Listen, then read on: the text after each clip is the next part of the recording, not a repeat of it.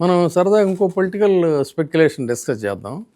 వీళ్ళు ఏమనుకుంటున్నారంటే కాంగ్రెస్ పార్టీకి ఇప్పట్లో కావలసినంత మెజారిటీ ఉంది. ఒకవేళ ఇక్కడి నుంచి దాదాపు అసంతృప్తి గళాలు కొన్ని, అంటే జీవన్ రెడ్డిదే అయితే ఆల్రెడీ ఆయన వెళ్ళిపోయాడు, తర్వాత చిన్నారెడ్డి ఆల్రెడీ ఇది, తర్వాత ఈ మధ్య ఒక 10 మంది ఎమ్మెల్యేలు ఒక రహస్య సమావేశం జరిపినట్టుగా తెలుస్తూ ఉంది. ఆయన కోమటిరెడ్డి ఈయన కానీ కోమటిరెడ్డి వెంకటరెడ్డి ఆయన తర్వాత ఈ వీళ్ళంతా ఒక 10 మంది వరకు అసంతృప్తి గళాలు ఉన్నాయండి. ఈ 10 మంది ఒకవేళ 10-15 మంది అయినా కూడా దానికి కూడా వాళ్ళు చెప్తుంది ఏంటంటే మనకి వీ డోంట్ కేర్, మనకు ఆల్రెడీ 10 మంది ఇండైరెక్ట్గా బీఆర్ఎస్ నుంచి వచ్చిన వాళ్ళు ఉన్నారుగా, దాని మీద వీళ్ళు కోర్టుకి వెళ్తాం, స్పీకర్ పిలవటం, అదొక పెద్ద డ్రామా నడిచింది. వాళ్ళు రెడీగా ఉన్నారు, అక్కడ బఫర్లో ఉన్నట్లు లెక్క అనమాట. వాళ్ళు కాకుండా మరీ వాస్ట్ సిచ్యువేషన్లో ఎంఐఎం ఉండనే ఉంది. సో ఎలాంటి పరిస్థితుల్లో మనకైతే ఈ టర్మ్ ఢోకా లేదనేది కూడా వాళ్ళకున్న కాన్ఫిడెన్స్. ఇక్కడే ఇంకొక స్పెక్యులేషన్ ఏంటంటే కర్ణాటకలో లాగా ఒకవేళ పెద్ద స్థాయిలో తీవ్ర స్థాయిలో రేవంత్ రెడ్డి మీద కనుక ధ్వజం ఎత్తితే ఇంకొక పర్సన్ రెడీగా నంబర్ 2లో ఎవరైతే ఇప్పుడు ఈ రెవెన్యూ దీనిగా ఉన్నాడో ఈయనకు కూడా ఆశలు ఉన్నాయి. కొంతమంది చెప్తుంది ఏంటంటే వీళ్ళిద్దరు అండర్స్టాండింగ్తోనే వ్యవహారం జరుగుతుందని కొంతమంది చెప్తున్నారు. లేదు కొన్ని అసలు ఆయనకి తెలియకుండా కూడా ఏం జరుగుతుంది, ఈయన కూడా హైకమాండ్ గుడ్ లుక్స్లో కోసం పనిచేస్తున్నాడని. సో అలాంటి ఇప్పుడు అక్కడ కర్ణాటకలో ఏ విధంగా అయితే సిద్ధరామయ్య గారిని పక్కన పెట్టి ఇదైతే జరిగిందో గారు వచ్చారు, అట్లా ఆ డీకే వచ్చినట్టుగా ఇక్కడ ఈ పొంగులేటి వచ్చేటువంటి అవకాశం ఉందా?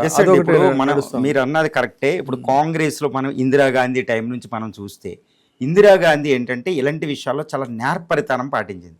అదే ఇందిరా విధానాన్ని ఏ పార్టీ అయినా ఏది అంటే ఒక రాష్ట్రంలో ఒక ఆల్రెడీ అధికారంలో పదవి నిర్వహిస్తున్న చీఫ్ మినిస్టర్ మీద అసంతృప్తి జ్వాల వస్తే ఎవరైతే అసంతృప్తి జ్వాల కేంద్రం అయ్యారో వాళ్ళ బల నిరూపణ అయితే ఇందిర వెంటనే మార్చేసేది, అవ్వకపోతే వాళ్ళనే కంటిన్యూ చేసేది. ఇప్పుడు మనం డీకే సిద్ధరామయ్య ఫ్యూడ్ మనం చూసాం.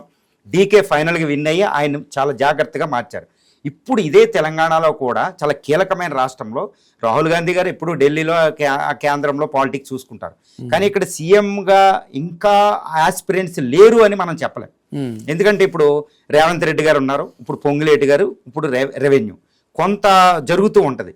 రెవెన్యూలో ఈ 22A సంబంధించిన విషయం సీఎం రేవంత్ రెడ్డికి తెలిసే జరిగిందా, లేకపోతే ఈయనంతటికి ఈయన వ్యవహరించాడా? ఏదేమైనప్పటికీ ఇది నేషనల్కే ఇప్పుడు కాంగ్రెస్కి ఫండింగ్ కాబట్టి ఎవరు ఎక్కువగా ఫండింగ్ ఇవ్వగలిగితే వాళ్ళదికే ఉంటుంది. ఇలాంటివన్నీ జరుగుతూ ఉంటాయి కదండి, మనం ఎవిడెన్స్ చూపించలేము కానీ జరుగుతూ ఉంటాయి. ఎంత పరిధికి తెలిసే రాజకీయాలు. ఇప్పుడు పొంగులేటి ఇప్పుడు revenue minister, housing, I&PR minister. చాలా కీలకమైంది. రెవెన్యూ అంటే చాలా చాలా కీలకం. దట్టు గవర్నమెంట్ ల్యాండ్స్ ఎక్కువ ఉన్న ఈ హైదరాబాద్ నైజాం, ఫార్మర్ నైజాం ఏరియాలు చాలా కీలకం. ఇప్పుడు కాంగ్రెస్కి ఎక్కువగా బలం నాది ఉంది అని చూపించగలిగితే వెంటనే రాహుల్ గాంధీ గారు డీకేకి సిద్ధరామయ్య గారిని అంత సీనియర్ మోస్ట్ లీడర్ని పక్కన పెట్టి డీకేకి ఇచ్చినట్టు పొంగులేటి గారికి ఇవ్వచ్చు. ఇప్పుడు మీరు అన్నారు ఎంఐఎం ఎప్పుడు కూడా ఎవరుంటే వాళ్ళకే 7 సీట్లు రెడీగా ఉన్నాయి 113లో, 119లో. ఇప్పుడు కాంగ్రెస్కి ఆల్రెడీ 60 ఉన్నాయి. అసంతృప్తులు ఇటు వెళ్ళొచ్చు. బీజేపీ కాస్త అప్పుడప్పుడు ఇలా హ్యాండ్ అవ్వచ్చు. మీరు అసలు ఇటు కోర్టులో ఉన్న వాళ్ళు ఇటు ఉన్నారు. సో ఏ విధంగా సిపిఐ ఒకటో ఉన్నా అది కూడా కీలకంగా. సో ఏ విధంగా ఇప్పుడు పొంగులేటి గారు చాలా కీలకమైన ప్రాంతం మనం గుర్తుపెట్టుకోవాలి. 2023 డిసెంబర్ ఎలక్షన్ కొన్ని నెలల ముందు ప్రజాగర్జన అనుకుంటే ఆయన కాంగ్రెస్లోకి వెళ్ళాడు. ఆయన కూడా ఇప్పుడు అక్కడ డీకే శివకుమార్ గారికి నెట్వర్త్ ఎంత ఉందో అదే నెట్వర్త్ ఈయనకుంటది. రాఘవ కన్స్ట్రక్షన్, రాఘవ ఇన్ఫ్రా కంపెనీలు ఎంతైనా పోషించగలుగుతాడు, ఒక పార్టీని బ్రతికించి ముందుకెళ్ళగలుగుతాడు. రేవంత్ రెడ్డి గారితో సమానంగా ఉన్నారు ఆయన. చాలా కీలకమైన ఇంకొక ప్రాంతం ఖమ్మం, వరంగల్లో నల్గొండ ప్రాంతం చాలా కీలకం. ఆ ప్రాంతంలో ఎక్కువ ఎమ్మెల్యేలను కూడా ఆయన గెలిపించుకున్నారు. సో అందువల్ల రెవెన్యూలో ఈ పరిణామం రేవంత్ రెడ్డి గారికి తెలిసే జరిగిందని మనం అనుకోకలేదు. కాబట్టి ఎప్పుడు కూడా కాంగ్రెస్లో ఉన్న ఎప్పుడు కూడా అపోజిషన్ పార్టీలు తిడుతూ ఉంటాయి, కాంగ్రెస్ వస్తే ఎప్పుడు చీఫ్ మినిస్టర్ మారుతూ ఉంటారు సంవత్సరానికి అని. అలాగే ఇప్పుడు రేవంత్ రెడ్డి గారు కొత్తగా వచ్చారు ఈ పార్టీకి, పొంగులేటి గారు కొత్తగా వచ్చారు, ఆల్మోస్ట్ సీనియర్ లేరు. కాబట్టి సీఎం కాంపిటీషన్ లేదు అని అయితే మనం అనుకోలేం. పొంగులేటి గారు ఉండొచ్చు.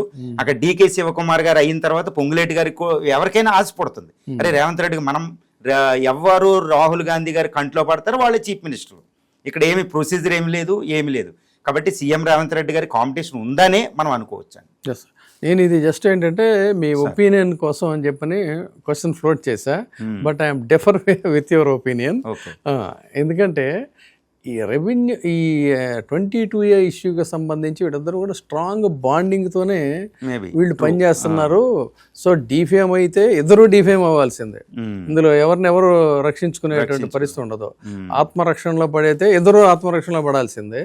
అలాంటి పరిస్థితులు ఏం చేస్తారంటే కాంగ్రెస్ స్ట్రాటజీ ఇప్పుడు ఎలా ఉంటుందంటే వీళ్ళ dreams, absolutely you are right on behalf of their strategies and thoughts.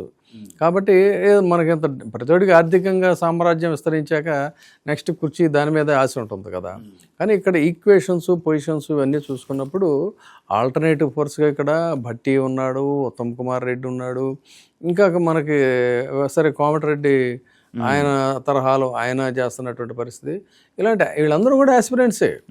ఆ రోజున కూడా కాంగ్రెస్ పార్టీ అధికారంలో ఫామ్ అయ్యే రోజున కూడా చాలామంది ఆస్పిరెంట్స్ తెర మీదకి వచ్చారు. కానీ బట్ అక్కడ హైకమాండ్లో చక్రం తిప్పినటువంటి ఒక ప్రముఖ పొరుగు రాష్ట్రం వ్యక్తి ఇన్ఫ్లుయెన్స్ కావచ్చు, మరొకటి కావచ్చు, ఏదైనా కానీ ఇదయింది. అయితే దీన్ని చాలా వీళ్ళు భరిస్తున్నారు. ఇక్కడ జరుగుతున్న తంతు అంతా కూడా చాలా గుంభనగా ఉంటున్నారు. మొత్తానికి కాంగ్రెస్ పార్టీలో, తెలంగాణ కాంగ్రెస్ పార్టీలో ఏదో జరుగుతూ ఉంది. వీళ్ళు ఎంత ధీమాగా ఉన్నా మన మెజారిటీకి ఢోకా లేదని అనుకుంటున్నప్పటికీ కూడా, కాబట్టి ఈ శక్తులన్నీ కూడా ఖచ్చితంగా అదను చూసి ఏదో రకంగా ఇది అవుతాయి. కాబట్టి ఈలోపు వీళ్ళు సెటరేట్ చేసుకుంటే సరే. తీవ్రమైనటువంటి ప్రజా ఆగ్రహం, ప్రజా వ్యతిరేకత వచ్చిన తర్వాత కాంగ్రెస్లో ఉండేటువంటి శ్రేణులు కూడా వాళ్ళు నిశ్శబ్దంగా ఉంటారని అనుకోవడం పొరపాటు. కాబట్టి వీళ్ళ ఆశలన్నీ కూడా పటాపంచలైపోయే పరిస్థితి వచ్చి తెర మీదకి ఇంకా కొన్ని కొత్త ముఖాలు కూడా వచ్చే అవకాశం అయితే లేకపోలేదని మనం చెప్పుకోవచ్చు.